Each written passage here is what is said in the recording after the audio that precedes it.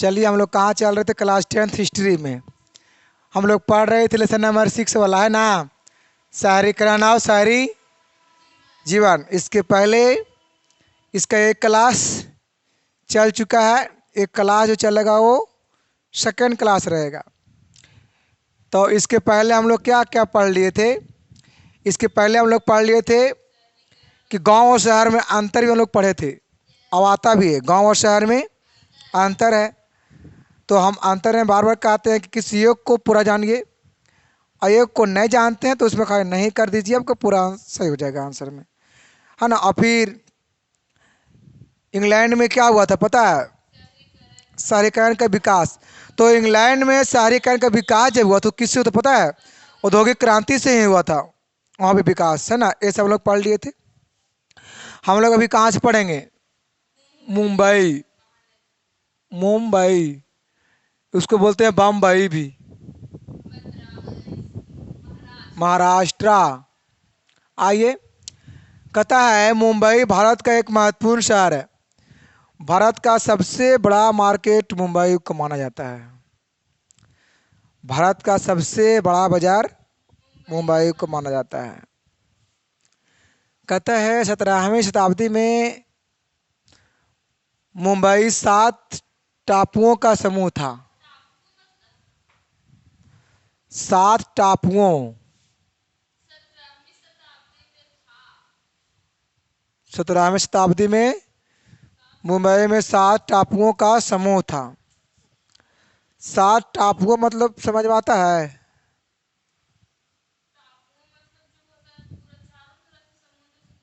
हमको वही लग रहा था। हाँ, से देखिए मुंबई पता है कहाँ है?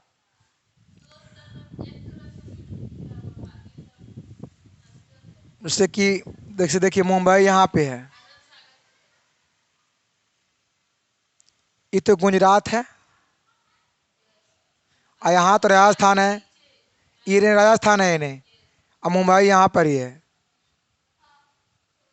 तो ये करेने कोची है, समुद्र है।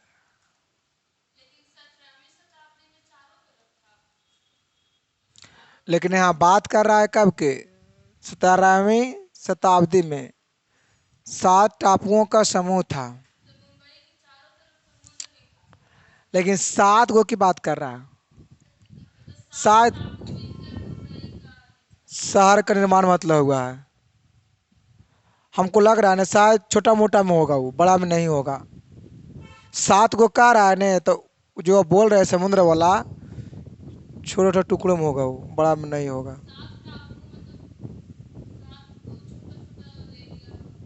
छोटा एरिया में होगा का? तो छोटा एरिया में होगा वो बोला। एक ग्रुप मतलब बनाया है। तो इसलिए बहुत छोटा छोटा होगा, इसलिए यहाँ पर 7 को दिया है। देखो ना, कहता है आगे, कहता उस पर पुर्तगालियों का नियंत्रण था। इस पर इसका देखभाल कौन कर रहा था? पुर्तगाल के लोग। तो भारत में आया था मसाला लेने के लिए। पुर्तगाल से कौन आया था? वास्को डी गामा आए थे, है ना? पता है कब आए थे? 1498। ये वाला आप लोग को पढ़ाया गया था 9वां में। 1498 ईस्वी में आए थे। किस मार्ग से? समुद्री मार्ग से आए थे। 1661 में ब्रिटेन के राजा चार्ल्स द्वितीय, देखिए 1661 की बात कर रहा है। और कहाँ के राजा है? राजा का नाम क्या है? चार्ल्स द्वितीय का विवाह पुर्तगाल की राजकुमारी से हुआ। देखिए, ब्रिटेन के एक राजा है, उनका शादी हुआ किससे? पुर्तगाल की राजकुमारी से। राजकुमारी से किसका शादी हुआ था? चार्ल्स कह सकते हैं। कोई तो कुछ बोल रहे थे, लगा आप। किसका नाम? पुर्तगाल की राजकुमारी से। तो राजकुमारी नाम ही है।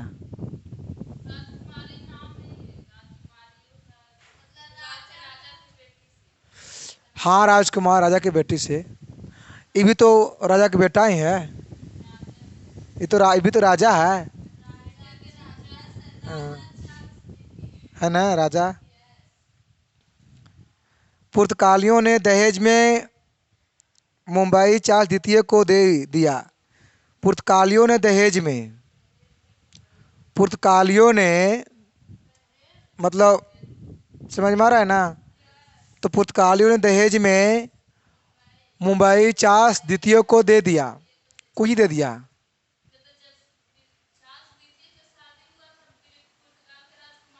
हम्म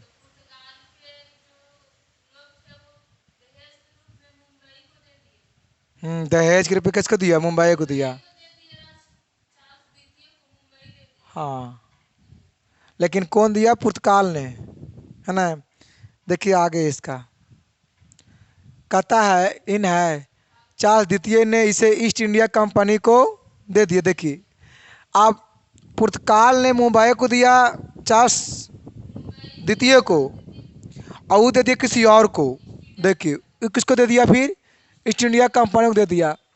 और कहता है ईस्ट इंडिया कंपनी ने पश्चिमी भारत को अपने सबसे मुख्य बंदरगाह सूरत से अपना मुख्यालय मुंबई में कायम कर लिया और इसका विकास कर इसे महानगर में, मतलब बहुत बड़ा इसे एक मार्केट बना दिया। वो कौन? हाँ, ईस्ट इंडिया। अब शायद इससे लगा चलाने का दिमाग नहीं होगा, चल नहीं पाया होगा, नॉलेज नहीं होगा, इसलिए किसी और को दे दिया। अब ऐसे ना अभी हाथ में गया ना वो, कि उसे पूरा कुछ कर दिया, विकास कर दिया, महानगर बना दिया। महानगर समझते हैं, सबसे बड़ा होता है जो नगर, उसको बोलते हैं महानगर में आता है, उसका गिनती। इसमें है 1854 में यहाँ पहला कपड़ा मिल हुआ। देखिए कहाँ? मुंबई में बात कर रहा है ना। आता है ये वाला कि सबसे पहले कपड़ा मिल कहाँ खोला गया था? मुंबई में आता। कब? 1800। इसका ऑब्जेक्टिव को लिखने का प्रयास भी कर लेंगे, अच्छा रहेगा। कहता 1921 ईस्वी तक यहाँ 85 कपड़ा मिल खुल चुकी थी। देखिए कपड़ा मिल का शुरुआत जो हुआ मुंबई में वो 1854 में हुआ। और कहता 1921 में 85 कपड़ा मिल खुल चुकी थी, जबकि 1931 तक मुंबई के निवासी सिर्फ 1/4 ही थे और बाकी निवासी बाहर से आकर यहाँ बस गए थे। कहाँ? मुंबई में। कहाँ के बस गए थे? और वहाँ पहले से कितना निवास लोग कर रहे थे? 1/4। और बाकी सब और सब मतलब सब बाहर का अंश वहाँ अभी भी वैसा ही है। विदेश के भी लोग वहाँ रहते हैं मुंबई में। मुंबई बहुत बड़ा शहर है, भारत का बहुत बड़ा शहर है मुंबई। कहता है देखिए इसका विकास कैसे हुआ मुंबई का। कहता है मुंबई में 19वीं शताब्दी के मध्य में व्यवसायिक उद्देश्य के लिए अधिक जमीन की आवश्यकता हुई थी। देखिए वहाँ व्यापार करने के उद्देश्य था, तो उसके लिए क्या चाहिए? ज़मीन चाहिए। तो यहाँ लिखा हुआ है कि उसके लिए अधिक ज़मीन की आवश्यकता हुई थी, तो सरकार और निजी कंपनियों के द्वारा नई योजना बनाई गई थी। तो वहाँ ज़मीन की जब आवश्यकता हुई थी व्यवसाय उद्योग के लिए या उद्देश्य के लिए जो भी है, जो कि उसमें सरकार और निजी कंपनियों के द्वारा नई योजना बनाई गई थी, ताकि और ज़्यादा समुद्री भूमि को इस्तेमाल करने योग्य बनाया जा सके। किसको? समुद्री भूमि की बात कर रहा है। किसका बात कर रहा है? समुद्री भूमि का। कहता है 1898 city of Bombay improvement trust की स्थापना किया। इसको लिखे तो पहले आप लोग, city of Bombay improvement trust की स्थापना कब हुआ? तो 1898 में हुआ। इसको लिखिए पहले यहाँ से।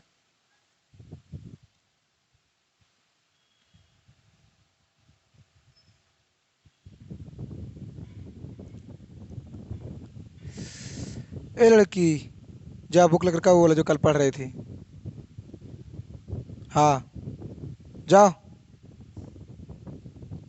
और हम जाए देखो साइंस वाला, फिजिक्स वाला, केमिस्ट्री वाला।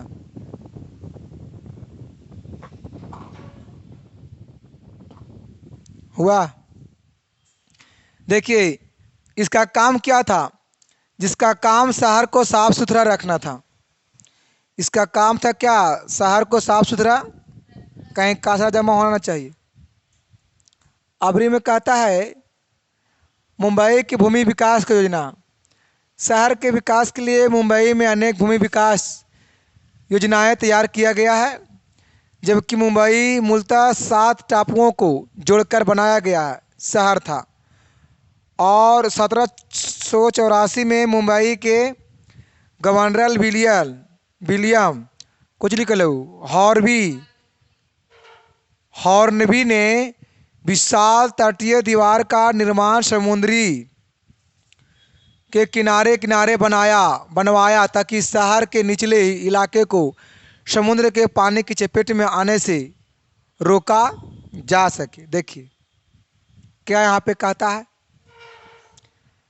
देखिए यहाँ कहता है कि 1784 में मुंबई को कौन बात कर रहा है, गवर्नर विलियम हॉर्नबी ने एक विशाल तटीय दीवार का निर्माण समुद्र के किनारे किनारे बनवाया।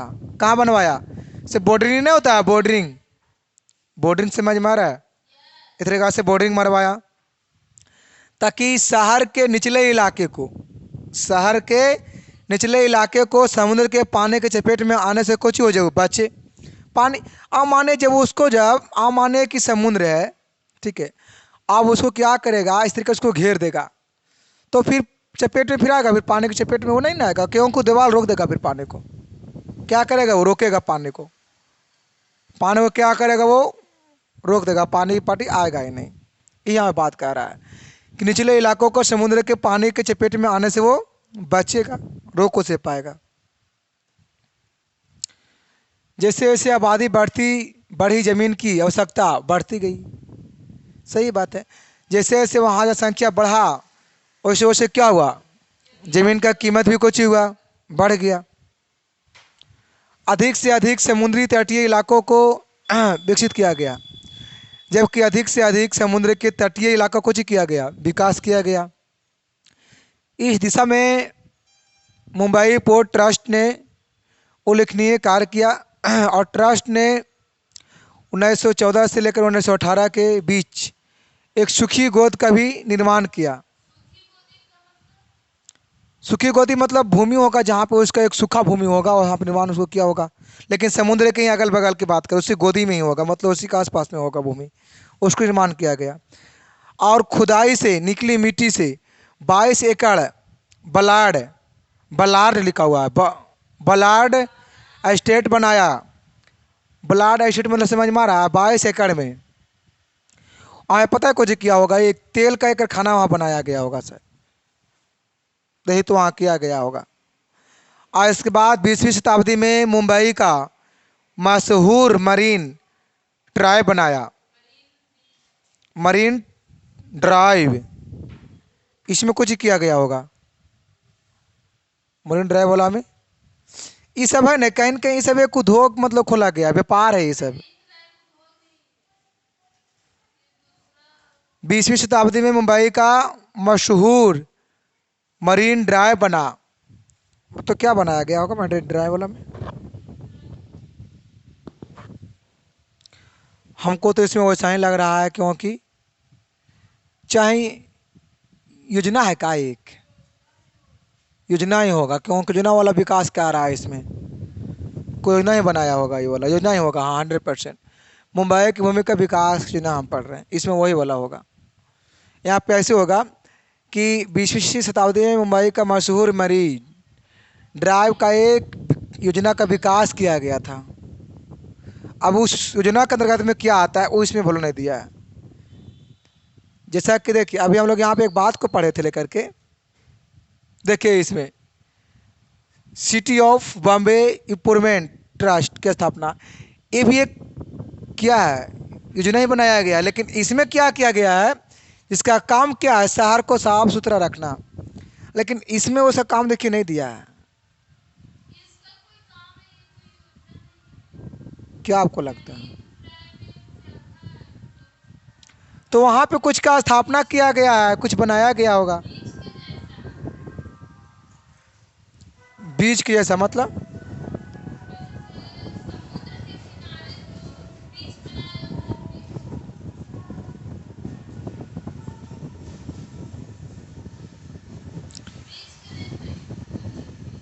बीच कैसा? बीच, बीच मतलब कोची?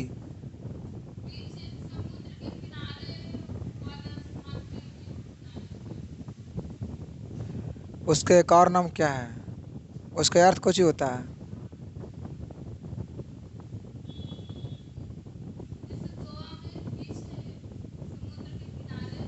हाँ।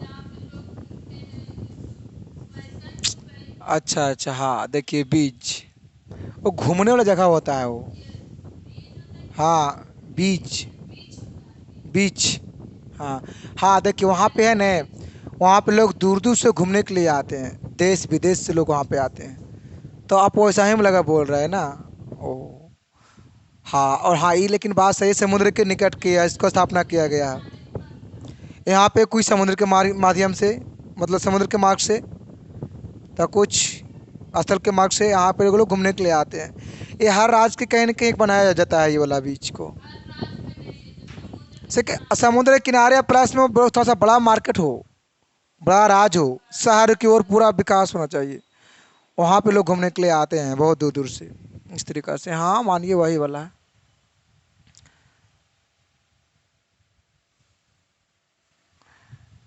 ये देखिए पाटलिपुत्रा, पटना के प्राचीन नाम क्या था? पाटलिपुत्रा था ना।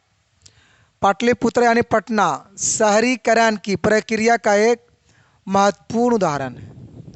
पटना में देखिए, पाटलिपुत्र यानी पटना, पटना के प्राचीन नाम क्या था? पाटलिपुत्रा था। लेकिन पता है अब पाटलिपुत्र एक अलग है, पटना से बहुत दूर है, जाना पड़ता है पाटलिपुत्र। ट्रेन से करीबन 1.5 घंटा का टाइम लगता है उसी में जाने का, पाटलिपुत्र तब लोग पहुंचता है। पटना से पाटलिपुत्र दूर है। पटना शहरीकरण की प्रक्रिया का एक उदाहरण है।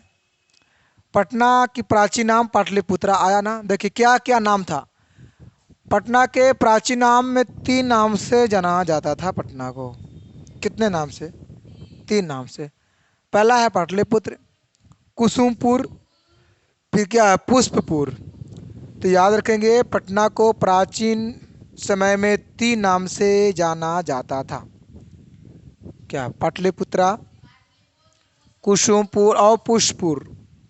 कहता यह नगर चारों ओर से गंगा, गंडक, सोन, पुनपुन से घिरा है। पटना जो नगर है सो 4 नदी से घिरा हुआ है, गंगा, गंडक, सोन, पुनपुन से। पाटलिपुत्रा नगर की स्थापना 6ठी शताब्दी में हुआ था। इतना ईस्वी में कुछ लिखल है वो, ईसा पूर्व में लिखल है वो,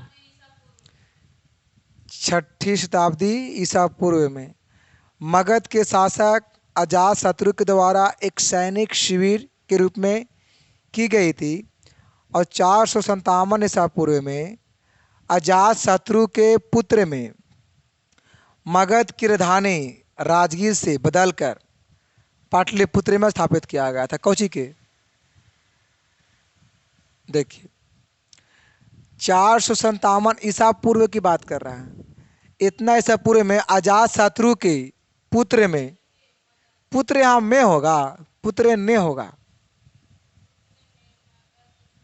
पुत्र यहाँ ने होगा ने क्या कर पुत्र कह रहा? अजात शत्रु के पुत्र ने मगध की राजधानी राजगीर से बदलकर, मगध की राजधानी राजगीर से बदलकर क्या किया? ये पाटलिपुत्र को कर दिया। कौन किया इसे? अजात शत्रु के लड़का किया वैसे। मेघास्त्री, संस्कृत में पढ़ना है, पढ़े संस्कृत में, संस्कृत में। हाँ, मेघास्थनी चंद्रगुप्त के दरबार में राजदूत के रूप में आया था। राजदूत मतलब किसके रूप में आया था वो? राजा के रूप में आया होगा। हाँ, राजा राजदूत मतलब राजा के द्वारा भेजा गया था। किसको? हाँ। कहता है पूर्व मध्यकाल में इस नगर की अवस्था में पतन आ गया और पुनः इस नगर के गौरव को सुप्र कुछ लिखल है, सुप्रसिद्ध अफगान शासक शेरशाह सूरी ने कुछ किया, स्थापित किया। और 1857 में अंग्रेज यात्री राल्फ फिंच ने इस नगर का भ्रमण किया। भ्रमण मतलब कुछ होता है, कुछ किया, कुछ ही, हाँ मतलब पूरा ऐसे क्या किया, पटना के चारों ओर घुमाई। कौन? ये फिंच ने, राल्फ। देखिए 1856 में अंग्रेज यात्री, अंग्रेज है ये, अंग्रेज के थे ये, अंग्रेज यात्री ने, राल्फ फिंच ने इस नगर का भ्रमण किया, मतलब पटना के चारों ओर जांच किया, वो कैसा कहाँ पे है, कौन जगह कैसा है, नहीं। कौन ऐसा किया? राल्फ फिंच ने। मुगल काल में यहाँ अनेक सुंदर भवनों का निर्माण हुआ। कहाँ? पटना में। मुगल काल में क्या हुआ कि अच्छा अच्छा भवन का क्या हुआ, निर्माण हुआ। और इस नगर में 1666 ईस्वी में सिखों के 10वें और अंतिम गुरु श्री गोविंद सिंह जी का जन्म हुआ। ये बोला आता है कि कहाँ वो, तो क्या बोलेंगे, पटना में हुआ। कब हुआ? 1600, जिसके कारण सिख धर्म का तीर्थ स्थल बन गया। इसी के कारण क्या बन गया पटना में?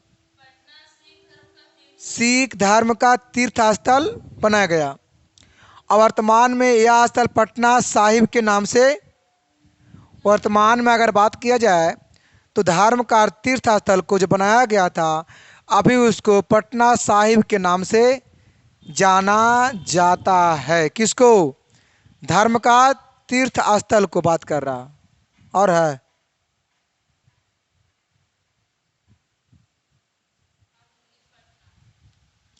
आधुनिक पटना। 98वीं सदी में पूर्वी भारत में जब ब्रिटिश शासन की स्थापना हुआ था, तो उस समय आधुनिक पटना नगर का विकास हुआ था। सही बात है। अब यहाँ से लगभग 5 किलोमीटर की दूरी पर अनाज का भंडार के लिए, देखिए कहाँ से बात कर रहा है, कहाँ से बात कर रहा है? पटना से दूर है गोलघर। पटना में भी अब न हुआ पटना में गोलघर, गोलघर है ना, गोलघर की बात कर रहा हम, समझ रहे हैं इसका मैटर। तो गोलघर क्यों बनाया गया था?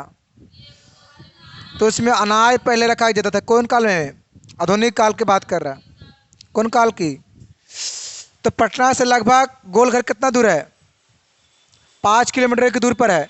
अब अनाज के भंडार के लिए विशाल गोदाम निर्माण कब हुआ था? 1700 किया गया, जो उसमें जो आज गोलघर के नाम से वो जानता है उसे। ये वाला ऐसे आता है। गोलघर कहाँ है? तो पटना में है। और गोलघर की स्थापना कब, हाँ गोलघर का स्थापना कब हुआ था? ये पूछा गया है बोर्ड में क्वेश्चन, इस सवाल पूछा गया है। और इसको क्यों बनाया गया था? तब अनाज को रखने के लिए, अनाज को रखने के लिए बनाया गया था। किसको?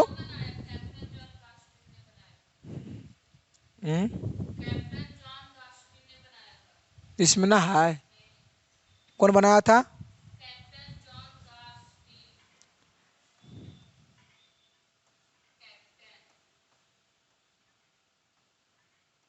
कैप्टन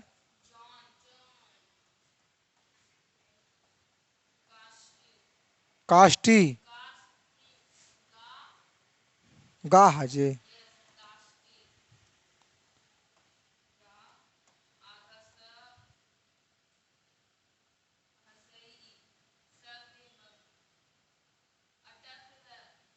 रा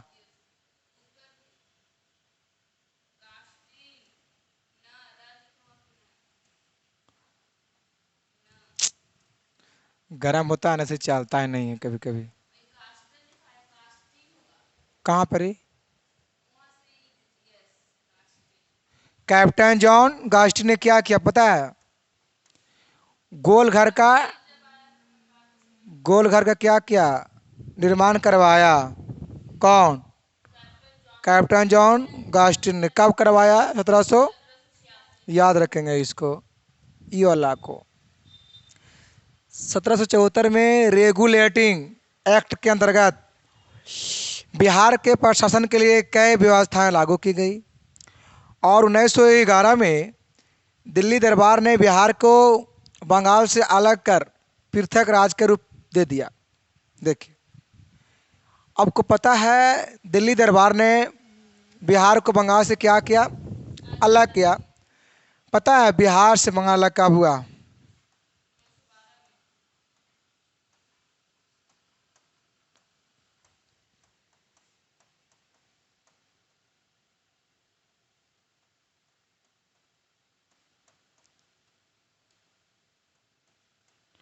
बिहार से बंगाल अलग हुआ था 1912 में। एक यहाँ से ऐसे आता है, बंगाल विभाजन कब हुआ था बच्चों?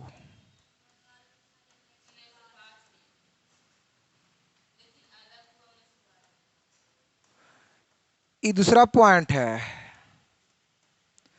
बंगाल विभाजन 1905 में हुआ था, ये वाला भी आता है 1900। और कहता है बिहार और उड़ीसा को बंगाल से अलग किया। बंगाल से दो राज्य अलग हुआ था, बिहार और, इसीलिए पता है दोनों में इतना गरीबती हालत है। हमारा देश में भी दो राज्य बहुत गरीब है, बहुत गरीब दो राज्य है, एक बिहार और एक, इसलिए अलग है, इसलिए इतना गरीब है। कहीं न कहीं इसको लोग अलग कर दिया। अब अलग पता है कैसे किया? एकदम खाली पॉकेट से इसको लोग अलग किया। इतना इसको खराब तरीका से अलग किया है अदर स्टेट, कि दोनों एकदम गरीब पड़ गया है। गरीब में दोनों को गिनती आता है, बिहार का भी और पटना का भी। यहाँ के लोग भी बहुत गरीब है। अब एक और थोड़ा सा अच्छा है, लेकिन इससे भी खराबी वाला है बिहार का हालात है। कहता है पटना को बिहार की राजधानी बनाया गया। पटना को क्या किया गया? बिहार की राजधानी बनाया गया। लेकिन याद रखेंगे, ऐसे भी आपको हो सकता है कि बंगाल से उड़ीसा को अलग कब किया गया था, तो 1912 ही इसका होगा जवाब, है ना। और बंगाल से बिहार अलग कब किया गया था, इसका भी होगा 1912 ही होगा। लेकिन अगर पूछे कि बिहार अति बंगाल विभाजन कब हुआ, तो 1905 बोलेंगे। और है इसके सवाल बोलेंगे, कुछ प्रश्न बोलेंगे, सवाल बोलेंगे, होमवर्क देंगे, होमवर्क, होमवर्क, होमवर्क लिखिए, होमवर्क। वो वाला लाइए जी, वो वाला बोलिए, जाइए एन में, प्रश्न में आइए। हाँ, हाँ, हाँ।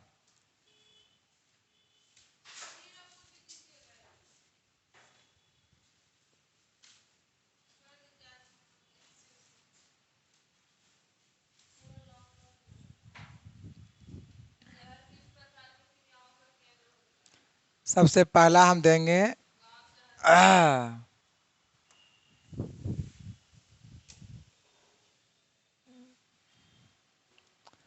देखो पहला सवाल,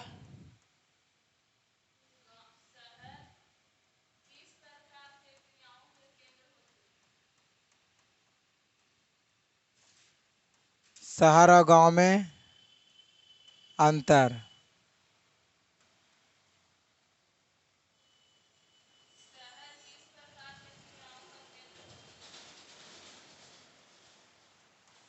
शहर का विकास कैसे हुआ है, पूरा लिखना है,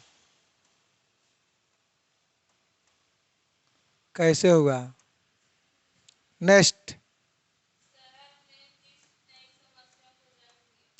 शहर ने किस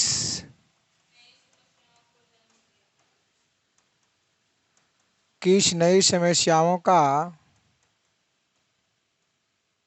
जन्म दिया।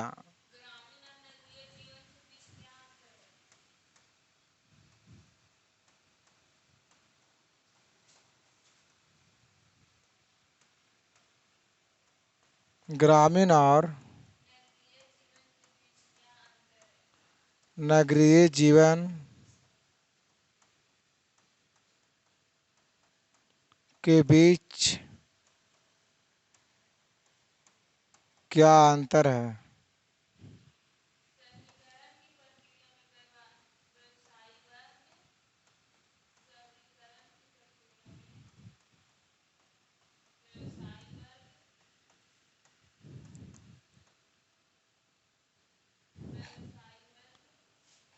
कुछ लिखला है?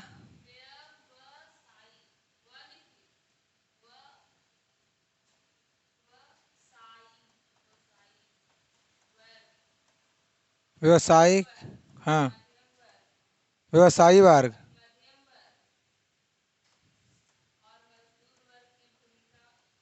मध्यम वर्ग तथा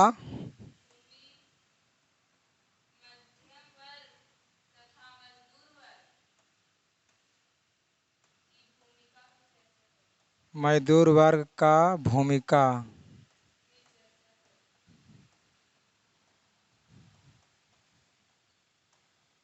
चर्चा करें। देखिए सवाल पता है, ये महंगा सवाल है।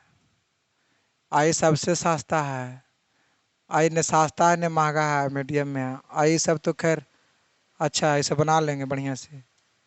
क्या हुआ? 2, 3, 4, 5 छो कौन तो कहता है। छोटा प्रश्न।